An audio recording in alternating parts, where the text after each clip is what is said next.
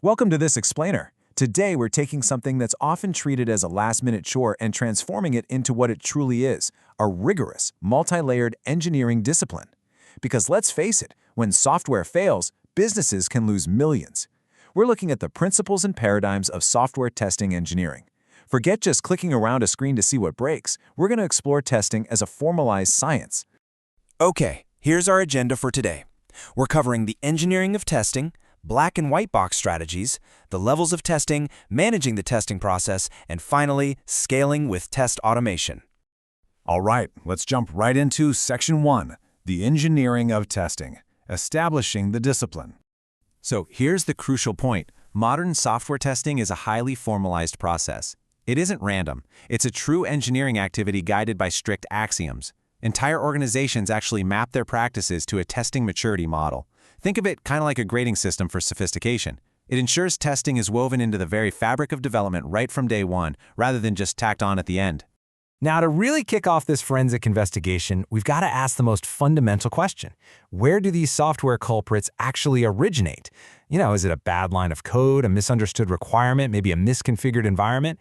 Understanding the exact origin of defects is the absolute first step in preventing them. And discovering those origins, it matters immensely. You'll notice a clear pattern between where a defect originates and the escalating cost to fix it. Catching a bug early, say during the design phase, is fundamentally, massively cheaper than finding it after the software reaches the user. I mean, a $5 fix in design easily becomes a $5,000 nightmare once it's in production. To keep track of all these culprits and stop them from popping up again, engineering teams build what's called a defect repository. Think of this as the ultimate evidence locker. It categorizes different defect classes with real-world examples. But it's not just a graveyard for bugs, right? It's an active tool. It directly supports future test design, and crucially, it creates a shared language that facilitates collaboration between the developers who write the code and the testers who interrogate it. Moving on to Section 2, black and white box strategies, interrogating the code. Notice the stark contrast here between these two primary approaches. On one side, the black box approach completely ignores the internal logic. It's kind of like a vending machine. You press a button, you expect a soda. It doesn't care how the machine gets it to you. The white box approach, however, pries the lid entirely off. It dives deep into the internal structural logic in the exact path the code takes to reach an answer. Let's break down those black box strategies a bit. Since we can't actually see the code, we've got to be clever about it. We use boundary value analysis to test the extreme edges of input ranges, because honestly, that's where bugs absolutely love to hide. We use equivalence class partitioning to group similar data so we don't waste time testing 50 different numbers that triggered the exact same logic. We even map out cause and effect to ensure the user gets exactly what was promised. Meanwhile, over in the white box approach, it acts as static and structural testing. Here, testers are acting more like architects. They rely on control flow graphs to map out every single possible decision branch. They track these paths to measure complexity, constantly evaluating their test adequacy criteria, which is essentially them asking, hey, have we executed enough of the internal logic to confidently say this code is structurally sound? All right, Section 3, the levels of testing, scaling the investigation.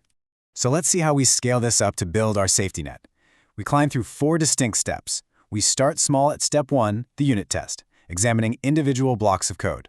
Then we build up to Step 2, integration tests, ensuring those blocks actually fit together. Step 3 is system testing, looking at the fully assembled product. And finally, Step 4, acceptance testing, where we ask the ultimate question, does this actually solve the customer's problem? Zooming in on that integration level for a second, this is notoriously where things get messy, right? Two components might work perfectly on their own, but completely crash when they try to talk to each other. So we rely heavily on integration test planning and scenario testing to simulate real user journeys across multiple systems. We also run defect bash elimination sessions. These are highly focused, intense periods where the entire team actively tries to break the connections between modules. Now, zooming out to the macro level, system testing throws absolutely everything at the software. It's no longer just about functional correctness. Will it crash if 10,000 users log in at once? Well, that's performance testing. Did a new feature accidentally break an old one? That's regression testing.